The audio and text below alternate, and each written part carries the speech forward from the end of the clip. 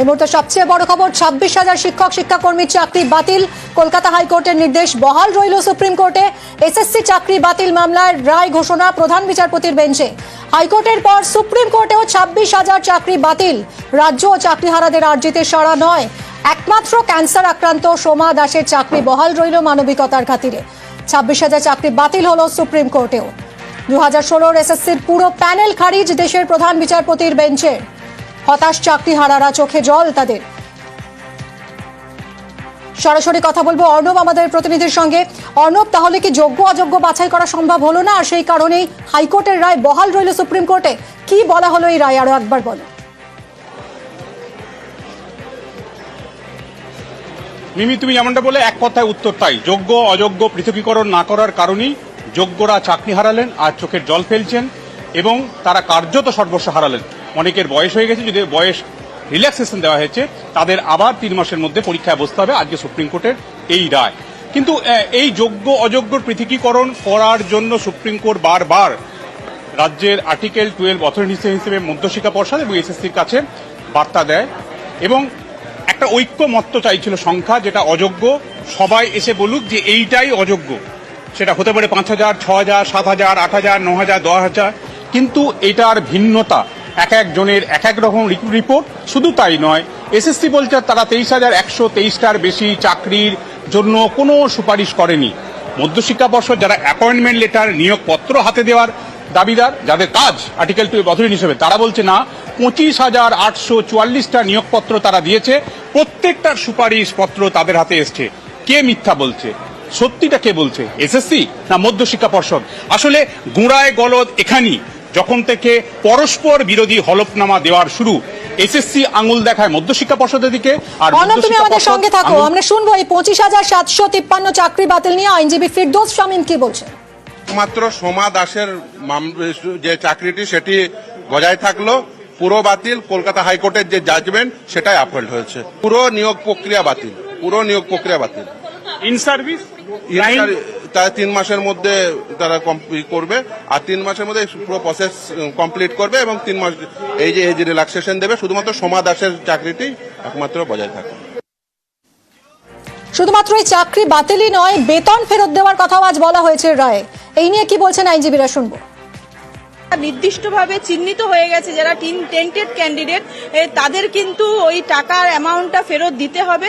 কিন্তু যারা কিনা নির্দিষ্টভাবে চিহ্নিত হয়নি, বা ধরুন যাদেরকে চিহ্নিত করা যায়নি, তাদের ক্ষেত্রে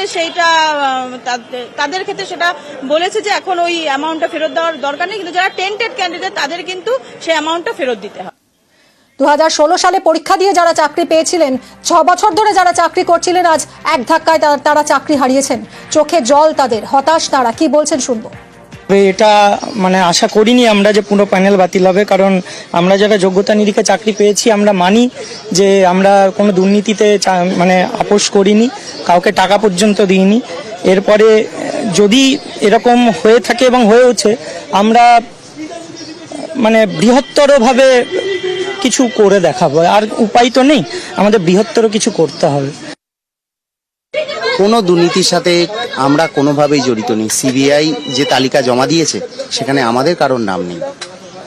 আমাদের ওএমআর শিটের কপি আমাদের আছে। আমরা জানি না, আমার হয়তো সুইসাইড করতে হবে। আমার ছোট 3 বছরের বাচ্চা আছে, আমার পরিবার আছে। এটা আমাদের কাছে চূড়ান্তভাবে আনএক্সপেক্টেড। এটা আমরা কখনো কল্পনা করিনি যে দোষ না করেও এইভাবে আমাদেরকে শাস্তি পেতে হবে। বুঝতে পারছি না, এই মুহূর্তে বুঝতে পারছি না কি করবো আমরা সেটাই তো ভেবে পাচ্ছি না যে আমরা কোনো অন্যায় করলাম না, তারপরে আমাদের কেন নিতে হবে। আমাদের এইগুলো অ্যালিগেশনস নেই, আমি কি বলবো বলুন, আমি তো বলতে পারছি না। আমরা কত, আমাদের সবকিছু ডকুমেন্ট দেওয়া, ওএমআর দেওয়া, আপনি রাতারাতি আমার পুরো পৃথিবীটা কেড়ে নিল। আমরা কি করবো, কোথায় যাবো জানি না, আমি সত্যি বলতে পারছি না। কি পরীক্ষা? ফ্রেশ সিলেকশনের কথা বলা হয়েছে, 3 মাসের মধ্যে ফ্রেশ সিলেকশন করা হবে, এবং এক্ষেত্রে এজ রিল্যাক্সেশনের কথাও নির্দিষ্ট করে বলে দেওয়া হয়েছে। অর্ণবের সঙ্গে কথা বলবো। অর্ণব, এই নিয়ে বয়সের ছাড় নিয়ে কি বলা হয়েছে?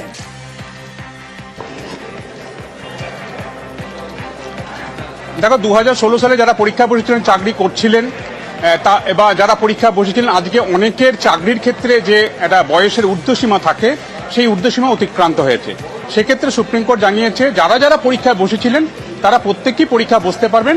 বয়সের ঊর্ধ্বসীমা সরকারি চাকরির ক্ষেত্রে সেই ক্ষেত্রে ভায়োলেশন করলেও এই সুযোগ সুবিধাটা সুপ্রিম কোর্ট করেছে। অর্থাৎ প্রায় পরীক্ষায় বসেছিল 4টে নিয়োগ প্রক্রিয়া মিলে সংখ্যাটা প্রায় 12 থেকে 16 লাখ, 12 থেকে 14 লাখ পরীক্ষায় বসে। যদি ফর্ম ফিল আপ করেছিল 16 লাখ বা তারও বেশি, কিন্তু পরীক্ষায় বসে 12 লাখ। এই পুরো যারা পরীক্ষায় বসেছিল প্রত্যেকেই কিন্তু পরীক্ষায় বসতে পারবে বয়স পেরিয়ে গেলেও। এটা কিন্তু আজ সুপ্রিম কোর্ট পর্যবেক্ষণে স্পষ্ট করেছে। এবং যারা 2016 সালে পরীক্ষা দিয়েছিল শুধুমাত্র তারাই এই পরীক্ষায় বসতে পারবে, তাই তো? এবং বাইরের নতুন কোনো ক্যান্ডিডেট নয়।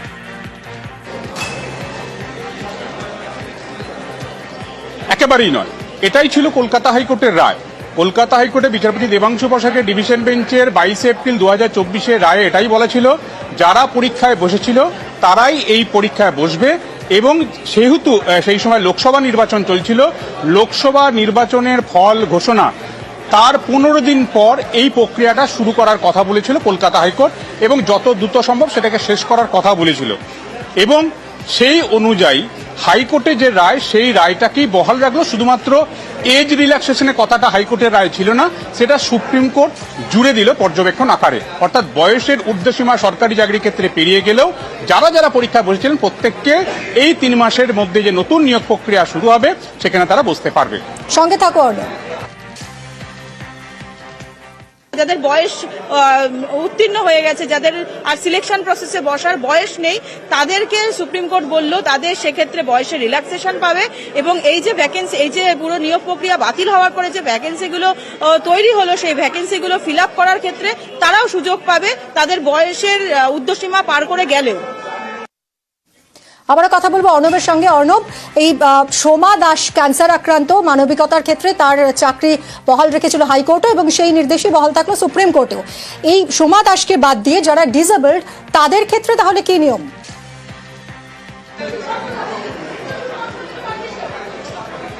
দেখো, তাদের ক্ষেত্রেও কোনো সুবিধা দেওয়া হয়নি, কোনো স্বস্তি দেওয়া হয়নি। আজকে সুপ্রিম কোর্ট জানিয়েছে হাইকোর্টের যে রায় ছিল সেই রায় তারা বহাল রাখছে, শুধুমাত্র মডিফিকেশন বা সেটার রিভিউ করছে একটা জায়গায়। যারা ইন সার্ভিস টিচার অর্থাৎ অন্য জায়গায় চাকরি করছিলেন, সেখান থেকে এসেছিলেন এসএসসিতে চাকরি করতে, সেই ইন সার্ভিস যারা টিচার কর্মরত অবস্থায় যারা চাকরি পরিবর্তন করেছিলেন সরকারি চাকরির, তাদের ক্ষেত্রেই একমাত্র স্বস্তি দিয়েছে সুপ্রিম কোর্ট। এবং সেই সংখ্যাটা 425-এর কাছাকাছি। তারা তাদের পুরনো জায়গায় আবেদন করবে এবং সেটা কনসিডার করবে সংশ্লিষ্ট কর্তৃপক্ষ, এটা পর্যবেক্ষণে জানানো হয়েছে। কিন্তু ব্লাইন্ডদের ক্ষেত্রে কিন্তু এরকম কোনো স্ট্রেট জ্যাকেট ফর্মুলায় স্বস্তি দেওয়া হয়নি, তাদেরও কিন্তু পরীক্ষায় বসতে হবে। অনেক ধন্যবাদ অর্ণব।